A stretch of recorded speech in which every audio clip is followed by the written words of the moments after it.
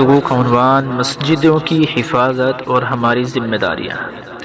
الحمدللہ رب العالمین والصلاة والسلام علی سید الانبیاء والمرسلین وعلی آلہ واصحابہ اجمعین۔ قال اللہ تعالی فی القرآن المجید والفرقان الحمید انما یعمر مساجد اللہ من آمن باللہ والیوم الآخر وأقام الصلاة وآتى الزكاة ولم يخش إلا الله فعسى أولئك أن يكونوا من المهتدين۔ قال النبي صلى الله عليه وسلم خير البقاع المساجد۔ میرے عزیزو، اللہ تعالیٰ نے اس کائنات کو اشرف المخلوقات حضرت انسان کے لیے بنایا اور بسایا ہے اور آباد کیا ہے۔ زمین کی تہوں سے لے کر سمندر کی اتھاہ گہرائیوں اور آفاق کی وسعتوں تک بڑی سے بڑی اور چھوٹی سے چھوٹی جاندار اور بے جان جتنی مخلوقات ہیں وہ براہ راست یا بالواسطہ اسی مشتخاک انسان کی خدمت میں شبانہ روز مشغول ہیں، اور خود انسان کو اللہ تعالیٰ کی عبادت اور بندگی کے لیے پیدا کیا گیا ہے۔ چنانچہ ارشاد ربانی قرآن مجید میں یوں ہے وَمَا خَلَقْتُ الْجِنَّ وَالْإِنسَ إِلَّا لِيَعْبُدُونَ، کہ ہم نے انسان اور جنات کو محض اپنی عبادت کے لیے پیدا فرمایا ہے۔ اللہ کی بندگی جز وقتی نہیں بلکہ ایک ہمہ وقتی عمل ہے۔ انسان جس وقت اور جس کیفیت میں ہو اسے اپنی بندگی کا استحضار ہونا چاہیے، اسے خیال ہونا چاہیے کہ وہ اللہ کا غلام ہے، اور یہی غلامی اس کے لیے اوج کمال ہے۔ رسول کریم صلی اللہ علیہ وسلم پر عبدیت اور بندگی کا رنگ اس قدر غالب اور کامل تھا کہ آپ کھانا تناول فرماتے تو اس میں بھی تواضع اور عاجزی کا پوری طرح رنگ اس میں نمایاں ہوتا۔ ارشاد فرماتے کہ اس عبدیت اور بندگی کے استحضار کے لیے ضرورت ہوتی ہے کہ کچھ لمحات انسان تمام تعلقات سے پرے اٹھ کر اللہ کے دربار میں بس جائے، تاکہ اس میں اپنی بندگی کا شعور تازہ ہوتا رہے۔ اسی لیے اسلام میں مختلف عبادتیں رکھی گئی ہیں، وہ ان سب کا مقصد ایک ہے، لیکن تربیت اور انسان کی خوبصورتگی کی آزمائش کے اعتبار سے ان کے طریقے الگ الگ ہیں۔ ان میں پہلا درجہ نماز کا ہے۔ توحید و رسالت کے اقرار کے بعد سب سے افضل اور سب سے اہم عمل نماز ہے۔ قرآن مجید میں 95 مواقع پر نماز کا ذکر آیا ہے، 95 مرتبہ نماز کا ذکر آیا ہے۔ حدیثیں جن عنوانات کے تحت ذکر کی جاتی ہیں ان میں سب سے وسیع حصہ نماز کا ہے۔ نماز کی حالت میں انسان کے سر سے پاؤں تک پورا وجود مکمل طور پر عبادت میں مشغول اور احکام خداوندی کے سامنے سرخمیدہ ہوتا ہے۔ پورے جسم کو ساکن و جامد اور رسول اکرم صلی اللہ علیہ وسلم کی سنت کے مطابق جمع رہنا ہے۔ آنکھوں کو وہاں دیکھنا ہے جہاں آپ صلی اللہ علیہ وسلم نے دیکھا، زبان کو وہی کچھ کہنا ہے اور وہی الفاظ ادا کرنے ہیں جو نبی کریم صلی اللہ علیہ وسلم نے ادا کیے ہیں۔ کبھی ایک اقراری مجرم اور غلام کی طرح ہاتھ باندھ کر کھڑا ہے، کبھی اپنے مالک کے سامنے کمر تک جھکاتا ہے، تو کبھی اپنے وقار کی علامت ناک اور پیشانی کی اللہ کی چوکھٹ پر بچھا دیتا ہے۔ نہ خواہش بولنے کی اجازت ہے،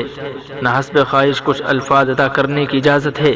نہ چلنے کی، نہ حرکت کرنے کی، نہ کھانے کی، نہ پینے کی، نہ کچھ کہنے کی، نہ ادھر دائیں دیکھنے کی، نہ بائیں دیکھنے کی۔ گویا پورا وجود غلامی اور بندگی کی تصویر ہے۔ میرے عزیزو، ایسی عظیم الشان عبادت کے لیے ایسا ماحول بھی ضروری تھا جو ذہن کی یکسوئی اور قلب کی فراغت کا باعث ہو، جس میں ہر شخص افکار دنیا سے فارغ ہو کر اللہ تعالیٰ کی یاد اور اس سے مناجات کے لیے یکسو ہو جائے۔ اسی لیے یوں تو روئے زمین پر کہیں بھی نماز ادا کی جا سکتی ہے، اور یہ اس امت کی امتیازات میں سے ہے کہ اس کی عبادتیں در و دیوار کی محتاج نہیں ہیں، لیکن ماحول کی ہم آہنگی اور موافقت کے لیے کچھ مقامات کو مخصوص کرنے اور انہیں نماز کی ادائیگی کے لیے مختص کرنے کا حکم دیا گیا ہے۔ یہی عبادت کے لیے مخصوص جگہیں مسجدیں کہلائیں گی۔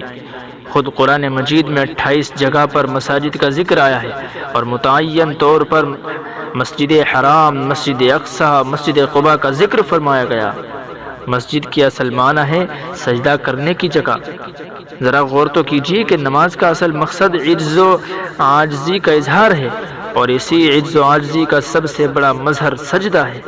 جس میں انسان عظمت و احترام کی آخری علامت پیشانی اور ناک کو بھی خاک پر بچھا دیتا ہے۔ اسی لیے نماز پڑھنے کی مخصوص جگہ کو مسجد سے تعبیر کیا گیا۔ اسلام نے مساجد کی اہمیت کا اندازہ اس بات سے لگایا جا سکتا ہے کہ رسول کریم صلی اللہ علیہ وسلم مکہ میں تھے۔ اس وقت تو خود کعبۃ اللہ موجود تھا، جو اس کائنات میں تعمیر ہونے والی پہلی مسجد تھی۔ گو اس پر مشرکین کا قبضہ تھا، لیکن جب آپ صلی اللہ علیہ وسلم نے ہجرت فرمائی اور مدینہ پہنچنے سے پہلے قباء میں قیام پذیر ہوئے تو وہیں آپ صلی اللہ علیہ وسلم نے ایک مسجد کی بنیاد رکھی، جس کو خود قرآن مجید نے ذکر کیا ہے۔ پھر مدینے پہنچنے کے بعد آپ صلی اللہ علیہ وسلم نے اپنی اور اپنے رفقاء کی رہائش گاہ کے لیے فکر کرنے سے پہلے مسجد کی فکر فرمائی، اور جس مکان کو آپ کی قیام گاہ ہونے کا شرف حاصل تھا اسی کے سامنے ایک زمین خرید کر مسجد نبوی کی بنیاد رکھی۔ میرے پیارو، یوں تو پوری کائنات ہی اللہ تعالیٰ کی ملکیت ہے، لیکن دنیاوی زندگی کی حد تک اللہ تعالیٰ کی ہی مشیت سے انسان زمین کے کسی ٹکڑے کا مالک بنتا ہے اور اس میں مالکانہ تصرف بھی کرتا ہے۔ وہ اسے خریدتا ہے، بیچتا ہے، اپنی مرضی کے موافق اس میں کام کرتا ہے، اپنی چاہت کے مطابق خود استعمال کرتا ہے اور دوسروں کو بھی استعمال کے لیے دیتا ہے۔ اس کی مرضی ہے کہ وہ اس کو محل بنا دے یا بیت الخلا، یا بادشاہ کی قیام گاہ بنا دے یا جانوروں کا استبل، مگر زمین کے جس ٹکڑے کو مسجد بنا دیا جائے اس پر انسان کا مالکانہ تصرف نہیں کر سکتا کوئی انسان۔ اگر کسی زمین کو مسجد بنا دیا گیا تو چاہے اس پر کوئی عمارت نہ ہو، وہ کھلا ہوا میدان ہی کیوں نہ ہو، لیکن اب اس کو مسجد کے لیے وقف کرنے والا شخص نہ کسی کو قیمت لے کر بیچ سکتا ہے، نہ ہبہ کر سکتا ہے، نہ اس میں اپنا مالکانہ تصرف اور نہ اپنا حق جتا سکتا ہے، نہ ناپاکی کی حالت میں اس جگہ قیام کر سکتا ہے، نہ کسی اور مقصد کے لیے اس جگہ کو استعمال کر سکتا ہے۔ اب عبادت کے اعتبار سے اس زمین میں تمام مسلمانوں کا حق برابر ہے۔ وقف کرنے والا شخص کسی سے یہ نہیں کہہ سکتا کہ میں تم کو نماز پڑھنے کی اجازت نہیں دیتا اور میں فلاں کو نماز پڑھنے کی اجازت دیتا ہوں، اس لیے تم نماز ادا کرو اور تم ادا نہ کرو۔ اس لیے جیسے مسجد بنانا ثواب کا کام ہے اور ایسے شخص کے لیے واضح طور پر اللہ تعالیٰ کی طرف سے جنت میں گھر بنانے کی خوشخبری دی گئی ہے، ویسے ہی اپنی طاقت اور صلاحیت کے مطابق مسجدوں کو بچانا بھی ہر مسلمان کا مذہبی فریضہ ہے، اور مسلمانوں کو چاہیے کہ جیسے انسان تن من دھن لگا کر اپنے گھر کی حفاظت کرتا ہے، اسی طرح وہ ہر طرح کی قربانی دے کر مسجد کی حفاظت کرے۔ مسجد کی حفاظت کی بعض صورتیں وہ ہیں جن میں شرپسند عناصر سے مقابلے کی نوبت آتی ہے۔ اس سلسلے میں شریعت کا بنیادی حکم یہ ہے کہ ہر مسلمان اپنی طاقت، اپنی وسعت، اپنی طاقت بھر جد و جہد کرنے کا مکلف ہے، اور اس میں کوتاہی سے کام لینا گناہ ہے۔ ایک جمہوری ملک میں احتجاج اور اظہار ناراضگی کے مختلف طریقوں کی اجازت ہوتی ہے۔ اپنی مسجدوں کو بچانے کے لیے حسب ضرورت ان تمام تدابیروں کو اختیار کرنا چاہیے اور اپنی طرف سے کوشش کرنی چاہیے کہ ناراضگی کا اظہار بھی ہو جائے اور امن و امان بھی برقرار رہے، لیکن اس کے علاوہ بھی مسجد کو محفوظ رکھنے کے لیے موجودہ حالات میں بعض اور امور کو بھی پیش نظر رکھنے کی ضرورت ہے، جن میں سے چند آپ کے سامنے رکھ رہے ہیں۔ پہلی بات یہ کہ مسجدوں کو آباد کیا جائے، ان کو ویران نہ چھوڑا جائے۔ جو گھر آباد رہتا ہے چور کو وہاں گھسنے کی ہمت نہیں ہوتی، جو گھر ویران ہوتے ہیں وہ چوروں اور ڈاکوؤں کی آماج گاہ بن جاتے ہیں۔ اس لیے سب سے اہم بات یہ ہے کہ مسلمان 100% مسجدوں کو نماز ادا کرنے کی کوشش کریں اور اسے آباد رکھیں کہ ہر نماز نمازیوں کی کثرت کے اعتبار سے جمعہ کا پس منظر نظر۔ دوسری بات یہ کہ بعض مسجدیں مسلم آبادیوں سے دور بنی ہوئی ہیں، جن کو کسی بادشاہ نے اپنے زمانے اقتدار میں تعمیر کر دیا۔ دلی کے مضافات میں بھی ایسی بہت سی مسجدیں ہیں۔ حیدرآباد کے قرب و جوار میں بھی مغل اور قطب شاہی دور کی متعدد مسجدیں موجود ہیں، جن کے تحت موقوف اراضی بھی داخل ہیں، مگر وہ ابھی ویران اور غیر آباد ہیں۔ دیگر بڑے شہروں کا بھی کم و بیش یہی حال ہے۔ ایسی مسجدوں سے متصل وقف کی زمینوں پر اقلیتی تعلیمی ادارے قائم کرنے کی کوشش کرنی چاہیے۔ اگر وقف بورڈ کا محکمہ سنجیدگی کے ساتھ اس پر توجہ دے اور دینی مدارس یا مسلم انتظامیہ کو اسکولوں کو ایسی جگہوں کو استعمال کی دعوت دے تو تعلیمی نقطۂ نظر سے بھی مسلمانوں کو فائدہ پہنچے گا، اور یہ مسجدیں ایک طرف فرقہ پرست عناصر کی ریشہ دانیوں سے محفوظ رہیں گی اور دوسری طرف مسلم اور غیر مسلم غاصبین سے بھی محفوظ رکھیں گی، کیونکہ یہ تلخ حقیقت ہے کہ ریئل اسٹیٹ کا کاروبار کرنے والے بہت سے اقدانات رست مسلمان بھی ایسی جگہوں پر غاصبانہ نظر جمائے رہتے ہیں۔ پہلے مسجد سے متعلق افتادہ اراضی پر قبضہ کرتے ہیں، پھر آہستہ آہستہ آہستہ آہستہ مسجدوں کا نام و نشان مٹا دیتے ہیں اور ساری زمینیں فروخت کر دیتے ہیں۔ تیسری بات یہ کہ جن ویران مساجد کے ساتھ تعلیمی اداروں کا انتظام دشوار ہو، مسلم آبادی وہاں سے دور ہو یا وہ مسجد غیر مسلم آبادی کے درمیان ہو اور مسلمانوں نے کسی وجہ سے اس محلے کو چھوڑ دیا ہو، تو کم سے کم اتنا ہو کہ مسجد میں ہر سال رنگ و روغن کیا جائے۔ وہاں سے قریبی فاصلے پر جو مسلم آبادی ہو وہاں سے کچھ لوگ جمعہ کے لیے آ کر نماز ادا کریں اور اس مسجد میں جمعہ کی نماز ادا کریں۔ کبھی رمضان المبارک میں وہاں افطار کھولنے کا انتظام بھی رکھیں، رمضان المبارک میں تراویح کا انتظام کریں، اور مصلحت کے خلاف نہ ہو تو برادران وطن کو بھی اس میں شامل کر لیں۔ عید کی نماز وہاں ادا کی جائے، سال بھر میں 1-2 دینی اجتماع وہاں رکھ لیے جائیں تاکہ مسجد کی حیثیت اس جگہ کی شناخت باقی رہے اور لوگ محسوس کریں کہ مسجد ہی ہے، نہ کہ افتتاح زمین اور ویران مکان ہے۔ چوتھی بات یہ کہ آج بھی ملک میں ہزاروں ایسے دیہات ہیں جہاں مسجدیں نہیں ہیں۔ جنوبی ہند میں بعض مقامات پر دین سے بے خبر مسلمان مرد اور عورتیں مندروں چرچوں میں جا کر اپنے مذہبی جذبات کی تسکین کرتی ہیں۔ یہ طرز عمل ارتداد کی طرف لے جاتا ہے، کفر کی طرف لے جاتا ہے۔ اس لیے ضرورت ہے کہ شہروں میں کروڑوں روپے خرچ کر کے مسجد تعمیر کرنے کے بجائے دیہاتوں میں وہاں کی آبادی کے اعتبار سے چھوٹی چھوٹی مسجدیں تعمیر کی جائیں، اور جو پیسہ خوبصورت اور بلند و بالا تعمیرات سے اجتناب کرنے کی وجہ سے بچ گیا اسے وہاں امام کا انتظام کر دیں جو اذان بھی دے، نماز بھی پڑھائے اور چھوٹے چھوٹے بچوں کو بنیادی دینی اسلامی تعلیم بھی دے۔ دیہاتوں میں صرف مسجد تعمیر کر دینا کافی نہیں ہے، کیونکہ وہاں ایسے لوگ نہیں ہوتے جو نماز پڑھا سکیں، اور ایسی مالی گنجائش نہیں ہوتی کہ امام کا انتظام کر سکیں۔ چنانچہ تلنگانہ کے بعض اہل خیر تاجروں نے وسیع پیمانے پر چھوٹی چھوٹی مسجدوں کی تعمیر کا انتظام کیا، لیکن امام کا انتظام نہیں کر سکے۔ نتیجہ یہ ہوا کہ آہستہ آہستہ مسجدیں مقفل ہو گئی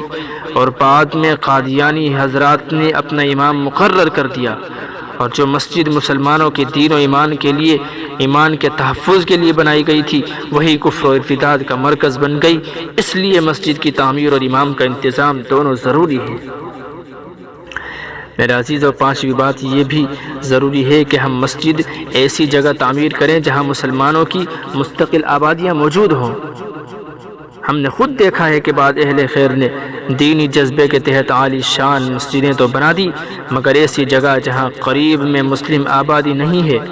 دور دراز تک بھی مسلم آبادی نظر نہیں آتی۔ معلوم کیا گیا کہ ایسی جگہ پر مسجد کی تعمیر کی کیا ضرورت ہے، تو کہا گیا کہ اس ہائی وے سے یا اس راستے سے یا اس علاقے سے بہت سے مسلمان گزرتے ہیں، ان کو نماز پڑھنے میں سہولت ہوگی۔ ذرا غور کیجئے کہ کیا کبھی کبھی گزرنے والے نمازیوں کے لیے موجودہ حالات میں مسلم آبادی سے دور مسجد آباد کرنا کوئی عقل مندی کی بات ہے؟ مسافر پر تو ویسے بھی جماعت واجب نہیں ہے، اور رسول کریم صلی اللہ علیہ وسلم نے فرمایا کہ پوری روئے زمین مسلمانوں کے لیے نماز کی جگہ ہے۔ وہ سڑک کے کنارے مصلی بچھا کر نماز پڑھ لے تو یہ بھی کافی ہے، مگر ایسی مسجدیں جو محض اپنے دینی جذبات کی تسکین کے لیے بنائی جاتی ہیں بعد میں ویران ہو جاتی ہیں یا ان پر غاصبانہ قبضہ کر لیا جاتا ہے اور ان کے احترام کو باقی رکھنا دشوار ہو جاتا ہے۔ چھٹی بات یہ کہ اسی طرح بعض ایسے تجربات بھی سامنے آئے کہ کسی فیکٹری کی وجہ سے ملک کے مختلف حصوں میں مسلم ملازمین جمع ہوئے جو گورنمنٹ کی یا فیکٹری کے کوارٹرز میں مقیم ہیں، پھر فیکٹری بند ہو گئی تو وہاں سے چلے گئے، ریٹائرڈ ہو گئے اور وہاں سے نقل مکانی کرتے ہوئے یہاں عارضی طور پر مقیم ان حضرات نے مسجد تعمیر کر لی تھی، جب یہاں سے رخصت ہو گئے تو اب مسجد نمازیوں کے لیے ترس رہی ہے۔ مسلمان ملازمین کی جگہ غیر مسلم ملازمین آ گئے ہیں، یہ مسجد ان کو بیکار محسوس ہوتی ہے اور نگاہوں میں کھٹکتی ہے۔ ایسی مسجدوں کی حفاظت بے حد دشوار ہوتی ہے، اس لیے جہاں عارضی طور پر آباد ہوں وہاں مسجد کی جگہ مصلی یعنی جماعت خانہ بنا دینا چاہیے، کیونکہ مصلی کا حکم مسجد کا نہیں ہوتا، ضرورت ختم ہو جائے تو اس سے دوسرا کام بھی لیا جا سکتا ہے۔ اور ساتویں بات یہ کہ اس وقت جب کہ پورے ملک میں فرقہ پرستوں کی طرف سے مسجدوں پر ناجائز دعوے کیے جا رہے ہیں، مسجدوں پر غاصبانہ قبضے کیے جا رہے ہیں، مسجدوں کو مندروں میں تعمیر کرنے کی ناپاک گھٹیا کوششیں کی جا رہی ہیں اور زمین کو کھودنے کی بات کی جا رہی ہے، ضرورت ہے کہ مسلمان قانون دان ہر شہر میں اپنی ایک ٹیم بنائے جو اپنی آخرت اور اللہ کی رضا کے لیے قانونی طور پر مسجد کے تحفظ کی غرض سے اٹھ کھڑے ہوں۔ اس کو لیگل گروپ برائے تحفظ مسجد کا نام دیا جا سکتا ہے۔ یہ گروپ عدالتی کارروائی کرے اور اس کو اپنی آخرت کے لیے کرے، کیونکہ ہر جگہ مسلمان اس موقف میں نہیں ہیں کہ وکیلوں کی بھاری بھرکم فیس ادا کر سکیں۔ اس لیے مسلمان وکلاء بھی اس بات کو سمجھیں کہ مسجد کے تحفظ کی جتنی ذمہ داری عام مسلمانوں پر ہے، بحیثیت قانون دان کے ان پر اس کی ذمہ داری اس سے کہیں زیادہ ہے۔ آخری بات یہ کہ انسان جس ملک میں ہو اس کے لیے اس ملک کے قانون کی رعایت بھی ضروری ہوتی ہے۔ جیسے ہم ٹرین کا سفر کرتے ہیں، ٹرین کا ہم سفر کریں تو ٹکٹ لے کر کریں، گاڑی لے کر سڑک پر چلیں تو ٹریفک قانون کا لحاظ کریں۔ اسی طرح حکومت نے ذاتی مکانات، عبادت گاہوں کی تعمیر کے لیے کچھ قوانین بنائے ہیں جن کا مقصد گاڑیوں کی آمد و رفت کی نظام کو درست رکھنا ہوتا ہے، امن و امان قائم رکھنا ہوتا ہے، اس کے لیے دو عبادت گاہوں کے درمیان فاصلے کی رعایت کرنا وغیرہ۔ لیکن ہمارے ملک میں عام مزاج یہ ہے کہ ذاتی مقصد کی تعمیر ہو یا سماجی مقاصد کے لیے بنائی گئی عمارت یا عبادت گاہ ہو، حکومت سے باضابطہ اجازت حاصل کرنے کی کوشش نہیں کی جاتی، جس کا نتیجہ یہ ہوتا ہے کہ بعد میں چل کر دشمن عناصر اس پر غاصبانہ قبضہ کرنے کی کوشش کرتے ہیں اور اس کو ناجائز جگہ بتلاتے ہیں۔ اس میں ہندو مسلم سب برابر ہیں۔ دوسرے اہل مذاہب کے یہاں عبادت گاہوں کے تقدس کا وہ تصور نہیں ہے جو مسلمانوں کے یہاں ہے، وہ تو اپنی عبادت گاہوں کو فروخت کر دیتے ہیں، بیچ دیتے ہیں، مگر ہمارے یہاں جو جگہ ایک بار مسجد بن گئی وہ قیامت تک مسجد رہتی ہے۔ اس لیے مسلمانوں کو خاص طور پر مسجدوں کی تعمیر کرتے ہوئے قانونی طور پر اجازت حاصل کر لینی چاہیے، تاکہ کل مسجد کو غیر قانونی قرار دے کر حکومت نقصان نہ پہنچا سکے اور فرقہ پرست عناصر اس کو فساد کی بنیاد نہ بتا سکیں۔ قانون پر چلنے کی وجہ سے کوئی انسان چھوٹا نہیں ہو جاتا، بلکہ یہ اس کے فہم و فراست اور تہذیب و شائستگی کی علامت ہوتی ہے۔ غرض یہ کہ ایک طرف ہمیں اعدائے دین سے مسجد کی حفاظت کرنی ہے، اس کے لیے ہر طرح کی قربانی کے لیے ہمیں تیار رہنا چاہیے، اور دوسری طرف مسجدوں کے تحفظ، ان کی حفاظت، ان کے بچاؤ کے لیے مثبت تدبیریں اختیار کرنی چاہیے۔ دعا کریں کہ اللہ تعالی ہم سبھی کو مسجدوں کو آباد کرنے کی، ان کا حق ادا کرنے کی توفیق عطا فرمائے۔ اللہ کریم ہمیں مسجدوں میں نماز باجماعت پڑھنے کی، ہر شخص کو، ہر مسلمان کو نماز باجماعت ادا کرنے کی، مسجدوں کو آباد کرنے کی توفیق بخشے۔